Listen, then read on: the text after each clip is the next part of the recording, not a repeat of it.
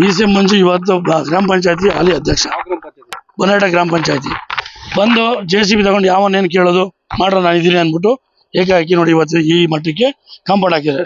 BCM ಮಂಜು ಇವತ್ತು ಗ್ರಾಮ ಪಂಚಾಯತಿ ಹಾಲಿ ಅಧ್ಯಕ್ಷ ಬೊನಾಟ ಗ್ರಾಮ ಪಂಚಾಯತಿ ಬಂದು JCB ತಗೊಂಡು ಯಾವನ್ನೇನು ಕೇಳೋದು ಮಾಡ್ರ ನಾನು ಇದ್ದೀನಿ ಅಂದ್ಬಿಟ್ಟು ಏಕಾಏಕಿ ನೋಡಿ ಇವತ್ತು ಈ ಮಟ್ಟಕ್ಕೆ ಕಾಂಪೌಂಡ್ ಹಾಕಿದ್ದಾರೆ. ಸ್ಟೇಷನ್ ಕಂಪ್ಲೇಂಟ್ ಕೊಟ್ಟಿದ್ದೀವಿ, ADLR ಕಡೆಯಿಂದ ಲೆಟರ್ ಕೊಡಿಸಿದ್ದೀವಿ.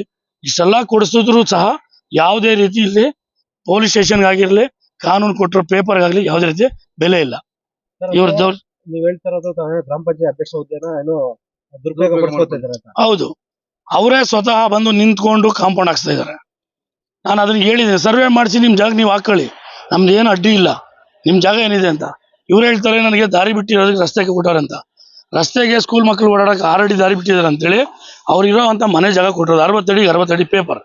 ಪಂಚಾಯತಿಯರು ಇವರಿಂದ ರಿಜಿಸ್ಟರ್ ಮಾಡ್ಕೊಂಡಿದ್ದಾರೆ, ಇವ್ರಿಗೆ ಯಾವುದೇ ರೀತಿ ಪೇಪರ್ ಅವ್ರು ಕೊಡಲಿಲ್ಲ. 60 ಅಡಿಗೆ 100 ಅಡಿ ಇದೆ. ಅದು ರಸ್ತೆನೂ ಬೇಕಾದ್ರೆ ಸರ್ವೆ ಮಾಡಲಿ, ಅವ್ರಿಗೆ ಕೊಟ್ಟಿರೋ ಜಾಗನೂ ಗುರುತಿಸ್ಕೊಳ್ಳಿ. ಅದು ಬಿಟ್ಬಿಟ್ಟು ಇಲ್ಲಿ ಟೋಟಲ್ 10 ಗುಂಟೆ ಇದೆ, ಅದು ಸಾರ್ವಜನಿಕರು ಯಾರನ್ನ ಬಡವರಿಗೆ ಕೊಡೋದು ಬಿಟ್ಟು ಇವರು ನಮ್ಮ ಜಾಗನೂ ಸಹ ಇದೆಲ್ಲ ನಂದೇ ಅಂತೇಳಿ ನೋಡಿ ಈ ತರ ರೇಡಿಯಸ್ ಆಗಿ ಸರ್ವೆ ಹಾತ್ಕೊಂಡು ಮಾಡ್ತಾ ಇದ್ದಾರೆ. ನಾನು ಮನವಿನೂ ಮಾಡ್ಕೊಂಡಿದ್ದೀನಿ, ಇನ್ಸ್ಪೆಕ್ಟರ್ಗೆ ಕಂಪ್ಲೇಂಟು ಕೊಟ್ಟಿದ್ದೀನಿ. ಇನ್ಸ್ಪೆಕ್ಟ್ರು ಸಹ ಇಲ್ಲಿ ನಮ್ಗೆ ಎಷ್ಟೋ ಸಾರಿ ನಾನು ವಿಡಿಯೋಗಳೆಲ್ಲ ಪ್ರತಿಯೊಂದು ಅಪ್ಡೇಟ್ ಮಾಡ್ತಾ ಇದ್ರು ಸಹ ಇನ್ಸ್ಪೆಕ್ಟರ್ ಇದಕ್ಕೆ ಯಾವುದೇ ರೀತಿ ಸ್ಪಂದಿಸ್ತಾ ಇಲ್ಲ.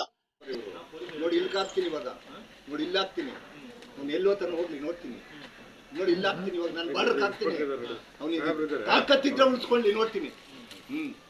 ನೋಡ್ತೀನಿ.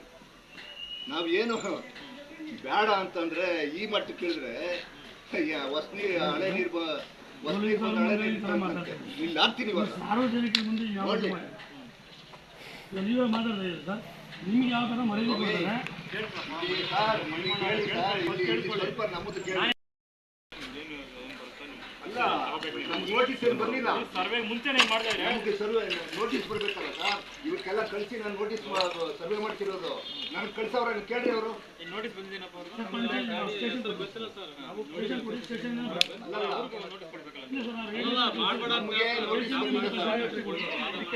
ಗೌರ್ಮೆಂಟ್ ಸರ್ವೆ ಅದೇ ನಮ್ಗೆ ನೋಡಿ ಅವ್ರಿಗೆಲ್ಲ ಕಳಿಸಿ ನಾನು ಸರ್ವೆ ಮಾಡ್ತಿದ್ದು. ನೀವೇ ನ್ಯಾಯ ಕೇಳ್ರಿ, ನ್ಯಾಯದಿಂದ ಮಾಡೋಣ. ನೀವು ನ್ಯಾಯ ಕೇಳ್ರಿ.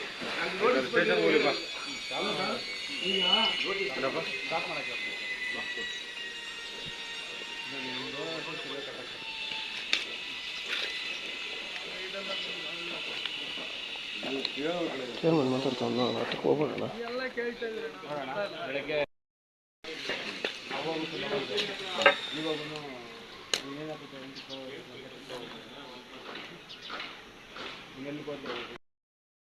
ಈ ಡಾಕ್ಯುಮೆಂಟ್ ತಗೊಬನ್ನಿ, ಡಾಕ್ಯುಮೆಂಟ್ ತಗೊಂಡು ಅಲ್ಲಿ ಕೊಡಿ ಅಂತ ಸಬ್ಮಿಟ್ ಮಾಡಿ ಅವ್ರಿಗೂ ಆಲ್ರೆಡಿ ಕೊಟ್ಟಿದ್ದೀವಿ ಸರ್.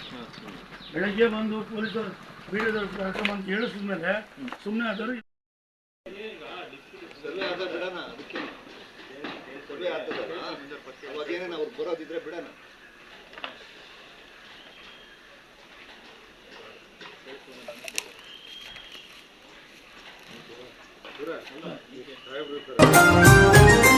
ಯಾರಿಗೆ ಬಂತು ಎಲ್ಲಿಗೆ ಬಂತು 47ರ ಸ್ವಾತಂತ್ರ್ಯ? ಯಾರಿಗೆ ಬಂತು ಎಲ್ಲಿಗೆ ಬಂತು 47ರ ಸ್ವಾತಂತ್ರ್ಯ? ಟಾಟಾ ಬಿರ್ಲರ ಜೇಬಿಗೆ ಬಂತು, ಜನಗಳ ತಿನ್ನುವ ಬಾಯಿಗೆ ಬಂತು. ಟಾಟಾ ಬಿರ್ಲರ ಜೇಬಿಗೆ ಬಂತು, ಜನಗಳ ತಿನ್ನುವ ಬಾಯಿಗೆ ಬಂತು. ಕೋಟ್ಯಾಧೀಶರ ಕೋಣೆಗೆ ಬಂತು 47ರ ಸ್ವಾತಂತ್ರ್ಯ. ಕೋಟ್ಯಾಧೀಶರ ಕೋಣೆಗೆ ಬಂತು 47ರ ಸ್ವಾತಂತ್ರ್ಯ. 47ರ ಸ್ವಾತಂತ್ರ್ಯ.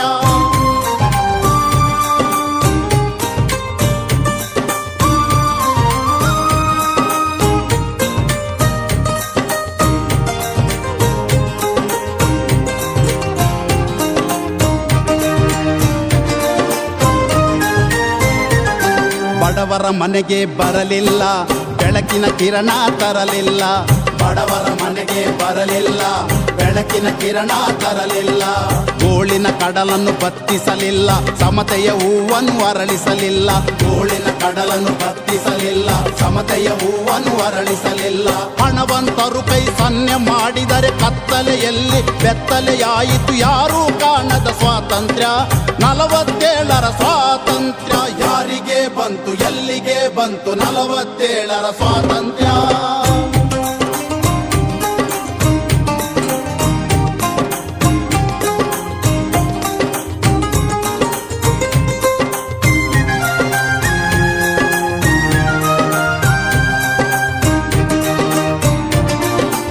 ಅಧಿಕಾರ ದುರುಪಯೋಗಪಡಿಸಿಕೊಂಡು ಸರ್ಕಾರಿ ಜಮೀನನ್ನ ಈಗ ಕಬಳಿಕೆ ಮಾಡಿ ನಿಜ ಸರ್ ಈಗ ನಡೀತಾ ಇರೋದೇ ಅದೇ.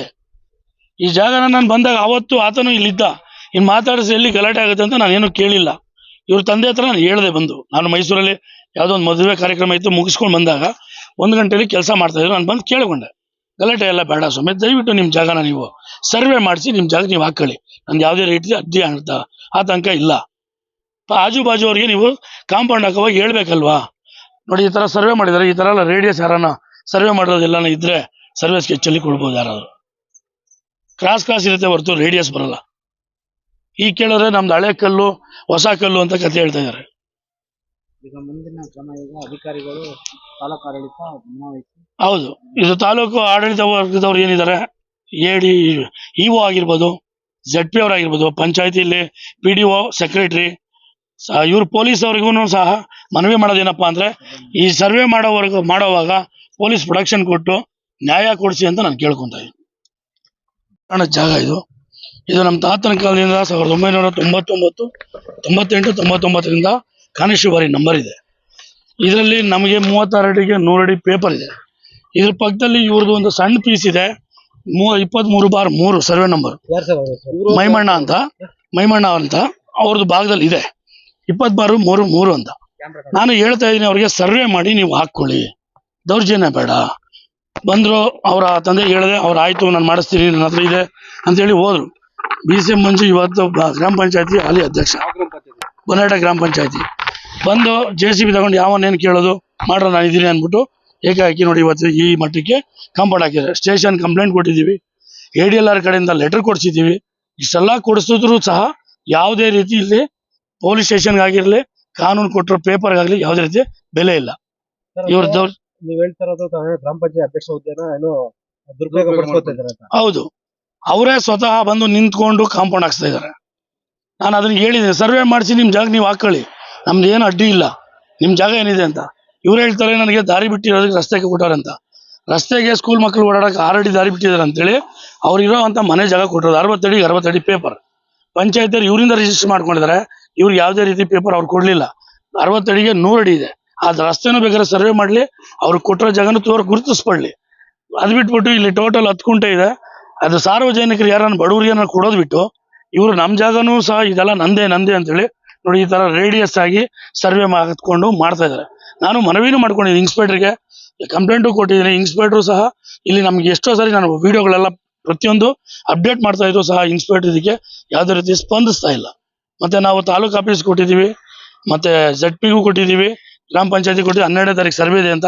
ಆ 12ನೇ ತಾರೀಕು ಸರ್ವೆ ಇದೆ ಅಂತ ಹೇಳಿದ್ರು ಕಂಟಿನ್ಯೂಷನ್ ಆಗಿ ಕಾಂಪೌಂಡ್ ಕಟ್ತಾ ಇದ್ದಾರೆ. ನಾನು ಹಂಗೂ ಹೇಳ್ಕೊತಾ ಇದ್ದೀನಿ, ದಯವಿಟ್ಟು ನಿಲ್ಲಿಸಿ, ಏನಿದೆ ನಿಮ್ಮ ಸರ್ವೆ ಮಾಡಿ ನಿಮ್ಮ ಜಾಗ ನೀವು ಹಾಕೊಳ್ಳಿ ಅಂತ.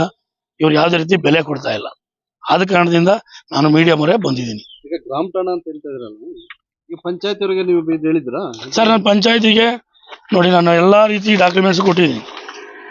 ಅವರು ಖಾತೆ ಮಾಡೋದಕ್ಕೆ ಕೇಳಿದ್ರು, ನನ್ನ ಹತ್ರ ಕಂದಾಯ ಕಟ್ಕೊಂಡಿದ್ದೀನಿ, ಸರ್ವಿಸ್ ಸ್ಕೆಚ್ ಕೊಡೋಣ,